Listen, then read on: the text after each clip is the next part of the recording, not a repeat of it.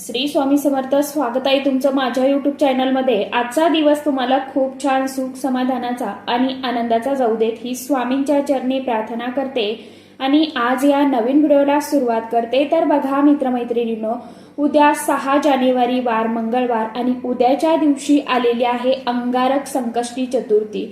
तसं बघायला गेलं तर या नववर्षाच्या सुरुवातीलाच अनेक शुभ फलदायी योग जे आहेत तर ते जुळून आलेले आहेत आणि कोणत्याही शुभ कार्याची सुरुवात आपण जी करत असतो तर ती सर्वात अगोदर गणपती बाप्पांच्या पूजेने आणि स्मरणाने केली जाते. कारण कोणतीही कार्य हाती घेतले आहेत तर ते निर्विघ्नपणे पार पडावे, त्यामध्ये कोणतेही संकट विघ्न अडचणी येऊ नये, कार्यसिद्धी यशस्वी व्हावी यासाठी गणपती बाप्पांना आवाहन केलं जातं, निमंत्रण दिलं जातं. गणपती बाप्पांच्या उपासनेमध्ये संकष्टी चतुर्थी तिथीला सर्वाधिक महत्व आहे. 2026 मध्ये पहिल्या संकष्टी चतुर्थीला अंगारक योग जो आहे तर तो जुळून आलेला आहे.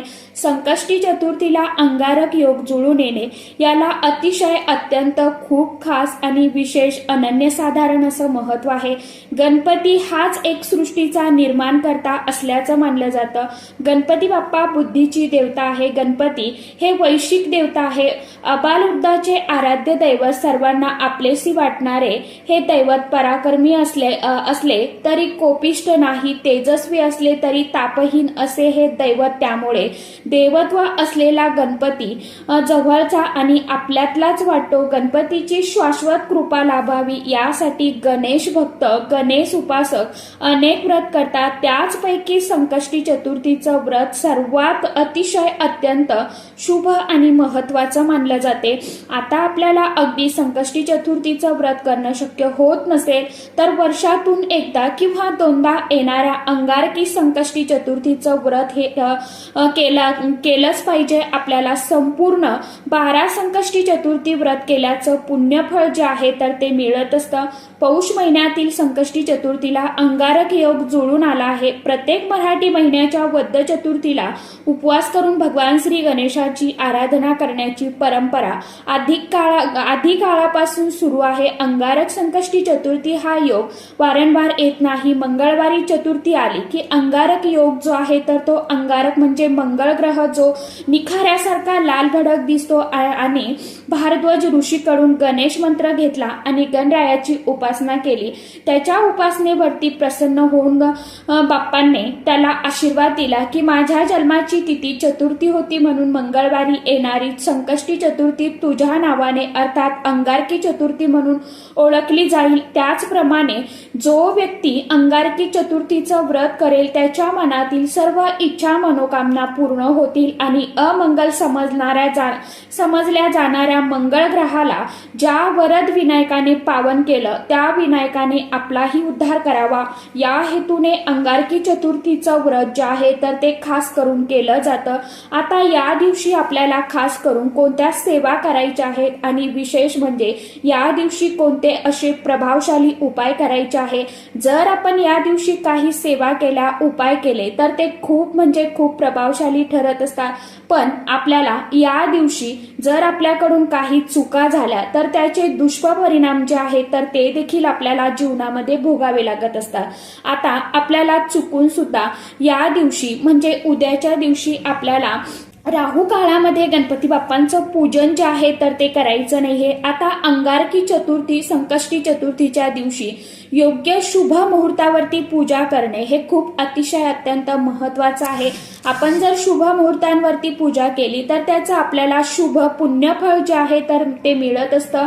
त्याचप्रमाणे आपण 2 तासाच्या राहू काळामध्ये चुकून सुद्धा गणपती बाप्पांची पूजा सेवा आराधना जी आहे तर ती करायची नाहीये. कारण की राहू काळामध्ये केलेली पूजा जी आहे तर ती सफल ठरत नाही. त्यामुळे आपण राहू काळ जो आहे तर तो टाळायचा आहे. शुभ मुहूर्तावरती पूजा करायची. त्याचप्रमाणे गणपती बाप्पांना जे काही नैवेद्य अर्पण करत करत असतो तर तो देखील आपण काही गोष्टींची काळजी घ्यायची आहे आणि काही भाज्या आपण या दिवशी चुकून सुद्धा आपण घरामध्ये बनवायच्या नाही।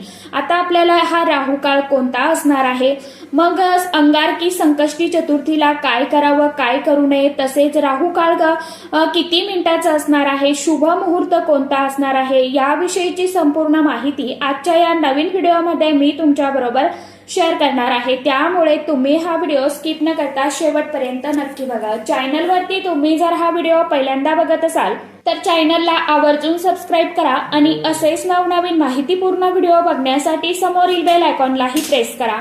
त्यामुळे काय होईल, जेव्हा कधी मी नवीन व्हिडिओ अपलोड करेल तर सर्वात अगोदर त्याचं नोटिफिकेशन तुम्हाला मिळेल आणि तुम्ही एकही व्हिडिओ मिस करणार नाही। कमेंट बॉक्स मध्ये ओम गणपतये नमः हा मंत्र आवर्जून सर्वांनी नक्की लिहा। बघा, आता अंगारकी संकष्टी चतुर्थीच्या दिवशी आपण सकाळी लवकर उठायचं आहे। अगदी तुम्हाला जर ब्रह्ममुहूर्तावरती उठणं शक्य असेल तर आवर्जून उठा, किंवा मग ब्रह्ममुहूर्तावरती जी काय आपण पूजा करतो सेवा करतो तर त्या सेवेचं आपल्याला अगणित फळ जे आहे तर ते प्राप्त होत असतं। आता या दिवशी आपण काळ्या रंगाचे कपडे जे आहेत तर ते चुकून सुद्धा परिधान करायचे नाही। जेव्हा आपण एखादं शुभ कार्य करत असतो ना त्यावेळी काळा रंग जो आहे तर तो वर्ज्य मानला जातो। त्याचप्रमाणे या दिवशी लाल रंगाचे वस्त्र आपल्याला आवर्जून परिधान करायचे आहे। लाल रंगाची टिकली कुंकू जे आहे तर ते सुद्धा आपल्याला लावायचं आहे। त्याचबरोबर हिरव्या पिवळ्या रंगाचे वस्त्र तुम्ही लाल रंगाचे वस्त्र परिधान करू शकता। आता यानंतर बाप्पांची पूजा करायची आहे तर घराचे आपल्याला शुद्धीकरण करणं सर्वात महत्वाचं आहे, कारण की आपण घरामध्ये मांसाहार करत असतो किंवा नकारात्मक देखील काही वेळा बोलत असतो। ही नकारात्मक ऊर्जा दूर होण्यासाठी या दिवशी पहिल्यांदा घराची आपल्याला शुद्धी करायची आहे आणि त्यानंतरच आपण पूजा करायला बसायचं आहे। आता शुद्धी करायची म्हणजे नक्की काय करायचं आहे बघा, तर या दिवशी आपण आपल्या घरामध्ये सगळीकडे गोमूत्र जे आहे ना तर ते शिंपडून घ्यायचं आहे। बेडरूम मध्ये, हॉलमध्ये, किचन मध्ये, आपल्या 2 खोल्या असेल, 1 खोली असेल, 4 खोल्या असेल तेवढ्या घरामध्ये आपल्याला गोमूत्र शिंपडायचं आहे आणि किंवा पाणी घ्यायचं आहे आणि पाण्यामध्ये आपल्याला चिमूटभर हळद टाकायची आहे आणि हे पाणी जे आहे तर आपण घरामध्ये शिंपडून घ्यायचं। यामुळे काय होतं तर नकारात्मक ऊर्जा जी आहे तर ती दूर होते आणि यानंतर आपण जी काय पूजा सेवा करतो तर ती सेवा जी आहे तर ती भगवंतापर्यंत नक्कीच पोहोचते आणि सफल देखील ठरते। या दिवशी तुम्ही गणपती बाप्पांची पूजा घरी देखील करू शकता किंवा मग अगदी तुमच्या जवळपास कुठे गणपती बाप्पांचं मंदिर असेल तर या दिवशी तुम्ही भगवान श्री गणेशाच्या मंदिरामध्ये जाऊन पूजा सेवा जी आहे तर ती करू शकता। या दिवशी आपण गणपती अथर्व शीर्षम पठण करायला अजिबात विसरायचं नाही। त्याचप्रमाणे मुलांना देखील गणपती अथर्व शीर्षम पठण करायला लावायचं आहे। अगदी पठण करणं शक्य किंवा मग श्रवण केलं तरी पण चालेल। त्याचबरोबर अंगारकी संकष्टी चतुर्थीची कथा देखील आपण या दिवशी जरूर ऐकायची आहे। यामुळे आपल्याला गणपती बाप्पांचा अखंड कृपा आशीर्वाद जो आहे तर तो मिळत असतो। त्याचप्रमाणे ओम गणपतये नमः या मंत्राचं देखील आपल्याला 108 वेळा जप करायचा आहे आणि खास करून विशेषतः म्हणजे या दिवशी आपण थोडीशी हळद घ्यायची, हळदीमध्ये थोडंसं शुद्ध गाईचं तूप टाकायचं आहे आणि ही ओली हळद गणपती बाप्पांच्या कपाळाला आपल्याला लावायची आहे। त्यानंतर त्यावरती आपल्याला अखंड तांदूळ जे आहे ना अक्षदा तर त्या लावायच्या आहे। यामुळे आपल्या मनातील इच्छा मनोकामना पूर्ण होतात आणि जेव्हा आपण गणपती बाप्पांना असा टीका लावत असतो त्यावेळी मनामध्ये आपल्याला ओम गणपतये नमः पठण करायचं आहे आणि आपली इच्छा मनोकामना आपल्याला मनामध्ये व्यक्त करायची आहे, म्हणजेच गणपती बाप्पांना सांगायची आहे। यामुळे कितीही कठीणातील कठीण इच्छा ही असो ती नक्कीच गणपती बाप्पांच्या कृपेने पूर्ण होते असं देखील म्हटलं जातं। आता गणपती बाप्पांची पूजा करताना आपण काही चुका ह्या टाळायच्या आहे। जरी संकष्टी चतुर्थीच्या दिवशी गणेशजीची पूजा करत असाल तर मग प्रसादामध्ये तुळशीची पानं ही अजिबात टाकू नका। आपण भरपूर वेळा जेव्हा भगवान विष्णुदेवांची पूजा करत असतो तर त्यावेळी तुळशी ही अर्पण करत असतो, कारण की तुळशी शिवाय भगवान श्रीहरी विष्णुदेव आणि भगवान बाळकृष्ण हे नैवेद्य ग्रहण करत नाही किंवा तो नैवेद्य जो आहे तर तो स्वीकारला जात नाही असं देखील मानलं जातं। पण हेच आपण सर्वांनाच माहित आहे की तुळशीला हरिप्रिया या नावाने देखील ओळखलं जातं, परंतु भगवान श्री गणेशाला चुकून सुद्धा तुळस ही अर्पण करायची नाही, कारण की तुळशीला गणेशजीचा शाप आहे, त्याला गणेश पूजेपासून वंचित करण्यात आला आहे। त्यामुळे आपण भगवान श्री गणेशांना तुळस ही चुकून सुद्धा अर्पण करायची नाहीये. आपल्याला काळजी घ्यायची आहे. जर तुम्ही संकष्टी चतुर्थीचं व्रत उपवास करत असाल तर भगवान श्री गणेशांचं वाहन आहे उंदराला, तर चुकून सुद्धा त्रास देऊ नका. असं केल्याने गणेशजींना राग येऊ शकतो. त्याचप्रमाणे संकष्टी चतुर्थीचं व्रत चंद्राची पूजा आणि जल अर्पण केल्याशिवाय पूर्ण मानली जात नाही. जर तुम्ही असं केलं नाही तर तुमचं व्रत जे आहे तर ते सफल ठरत नाही. त्यामुळे आपण चंद्रोदयाची वेळ पाळायची आहे आणि त्यावेळी चंद्रोदय झाल्यानंतरच आपण जेवण हे करायचं आहे. म्हणजे आपला उपवास व्रत जे आहे तर ते सोडायचं आहे. आपण त्या अगोदर जर उपवास सोडला, आपण जो काही उपवास केला, व्रत केलं, तर त्याचं फळ आपल्याला मिळत नाही. त्याचप्रमाणे या दिवशी घरामध्ये भांडण, वादविवाद हे चुकून सुद्धा करायचे नाही. अगदी सासू सुना असतील किंवा जावा असतील, कारण की घरामध्ये एकत्र म्हटलं तर भांडं लागतं किंवा बोलचाल होते. परंतु त्यानंतर आपण जर पूजा करायला बसलो तर आपलं लक्ष पूजेमध्ये जे आहे तर ते लागत नाही. आपलं मन जे आहे तर ते चलबिचल होत असतं. आपल्या मनामध्ये वाईट विचार येत असतात. आपलं संपूर्ण लक्ष त्या भांडणाकडेच असतं. त्याचप्रमाणे आपल्या आसपास असे काही व्यक्ती असतात, ते दुष्कृत्य करत असतात किंवा इतरांबद्दल नेहमी वाईट बोलत असतात. तर अशा व्यक्तींच्या संगतीत या दिवशी चुकून सुद्धा राहायचं नाही किंवा मग त्यांच्या इथे जेवण सुद्धा चुकून देखील करायचं नाही. आपण जर असं केलं तर आपण देखील पापांचे भागीदार जे आहे तर ते होत असतो. संकष्टी चतुर्थीला उपवास करण्यापूर्वी तामसिक अन्नाचा वापर करू नका. व्रताच्या वेळी कुणाचेही बरे वाईट विचार करू नका. मन, कर्म आणि शब्द शुद्ध राहून उरत ठेवा. वाईट मनाने केलेली कृतीचे परिणामही नकारात्मक असतात. हे करणे आपण या दिवशी टाळायचं आहे. आता बघूया, आता संकष्टी चतुर्थीच्या दिवशी आपण कांदा लसूण पूर्णपणे वर्ज्य करायचा आहे. कारण की कांदा लसूण हा तामसिक आहारामध्ये मोडला जातो. अगदी अगोदरचा जो दिवस आहे तर त्या दिवशी देखील कांदा लसूण आपण टाळायचा आहे. आणि ज्या दिवशी संकष्टी चतुर्थी आहे त्या दिवशी भलेही आपल्याला उपवास असेल, पण बाकीच्या व्यक्तींसाठी देखील जे काही आपण घरामध्ये जेवण बनवत असतो ना, तर त्यामध्ये कांदा लसणाचा आपल्याला जो वापर आहे तर तो करायचा नाहीये. त्याचप्रमाणे या दिवशी रताळे, फणस याचा देखील वापर घरामध्ये करू नका. ह्या भाज्या देखील चुकून सुद्धा बनवायच्या नाही. आता संकष्टी चतुर्थीच्या दिवशी आपण बाप्पांना नैवेद्य अर्पण करत असतो, तेव्हा देखील काही गोष्टीची काळजी घ्यायची असते. बाप्पांना जास्त तेलकट जे काही पदार्थ आहेत, तेलकट पदार्थ आपण बनवायचे नाही. तुम्ही तुपाचे पदार्थ बनवू शकता, पण तेलकट पदार्थ शक्यतो करून टाळायचे आहे. खास करून आपल्याला उद्याच्या दिवशी उकडीचे मोदक जे आहेत तर ते बनवायचे आहे आणि तो नैवेद्य बाप्पांना अर्पण करायचा आहे. त्याचप्रमाणे तिखट मसालेदार पदार्थ आहेत तर ते देखील आपण गणपती बाप्पांना अर्पण करू नये. कारण की गणपती बाप्पांना गोड पदार्थ हे खूप आवडतात. तुम्ही जेवणामध्ये स्वतः वापरू शकता, पण बाप्पांना जो काही नैवेद्य आपण बनवणार आहोत त्यामध्ये तिखट मसालेदार पदार्थ हे चुकून सुद्धा ठेवायचे नाही. आता गणपती बाप्पांचा आपण जेव्हा नैवेद्य ठेवतो त्यानंतर थोड्या वेळाने तो तिथेच राहून द्यायचा आहे आणि थोड्या वेळाने तो नैवेद्य आपण घरातील सर्व व्यक्तींनी मिळून ग्रहण करायचा आहे. आता तुमच्या इथे जर लहान मुले असतील तर मग आरती होण्याच्या अगोदरच नैवेद्याचा अगदी आग्रह करत असतात. तर अशा वेळेस तुम्ही त्यांना थोडेफार मोदक प्रसाद जो आहे तर तो दिला तरी पण चालेल. कारण की लहान मुलं जी आहेत तर ती देवाघरची फुलं असतात. त्याचप्रमाणे साक्षात गणपती बाप्पांचं स्वरूप असतं. त्यामुळे तुम्ही त्यांना तो नैवेद्य देऊ शकता. देवाला शिजवलेलं अन्न अर्पण करावं. पूजेनंतर त्यातील काही भाग काढून गाईला खाऊ घालावा आणि नंतर तो प्रसाद स्वरूपी स्वीकारावा आणि इतरांनाही वाटावा. असं केल्याने देवी देवता जे आहेत तर ते प्रसन्न होतात असं देखील म्हटलं जातं.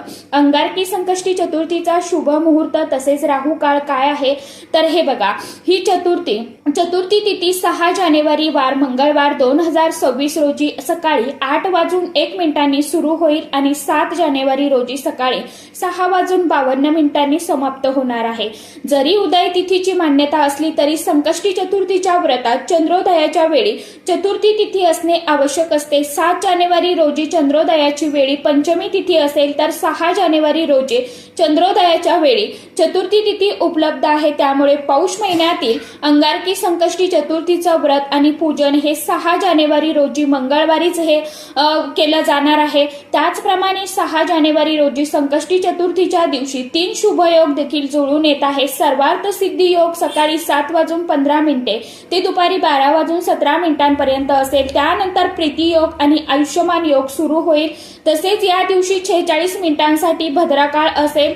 भद्रेचा प्रारंभ हा सकाळी 7:05 सुरू होईल आणि समाप्ती सकाळी 8:01 असेल. या भद्रेचा वास पृथ्वीवरती असल्याने या काळात कोणतेही शुभ कार्य करणे टाळावं. पौष महिन्यातील अंगारकी संकष्टीची पूजा भद्रा संपल्यानंतरच करावी. आता तसं तर अंगारकी चतुर्थी ही सकाळी 8:01 सुरू होत आहे, त्यामुळे भद्रेचा काही संबंध नाही. तुम्ही सकाळी 8 नंतर पूजा नक्कीच करू शकता. आता गणेश पूजेसाठी शुभ मुहूर्त हा सकाळी 9:51 ते दुपारी 1:45 दरम्यान आहे. तसेच अभिजित मुहूर्त दुपारी 12:06 तर 12:48 पर्यंत असणार आहे. मग अगदी तुम्ही सकाळी देखील 9 वाजेपासून ते 9:51 पासून ते 1:45 या शुभ मुहूर्तामध्ये गणपती बाप्पांची पूजा, सेवा, आराधना, दर्शन घेऊ शकता.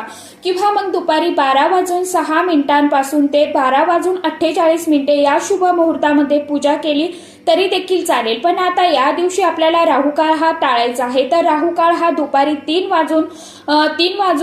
वाजेपासून ते 4:21 पर्यंत आहे. तर राहू काळामध्ये कोणतंही शुभ कार्य केलं जात नाही. त्याचप्रमाणे या काळामध्ये जी काय पूजा करतो तर ती सफल मानली जात नाही. त्यामुळे राहू काळामध्ये आपण चुकून सुद्धा पूजा करायची नाही. मग दुपारी तुम्ही 3:03 ते 4:21 राहू काळात आपण पूजा करायची नाही. इतर कोणत्याही वेळी तुम्ही पूजा, सेवा करू शकता.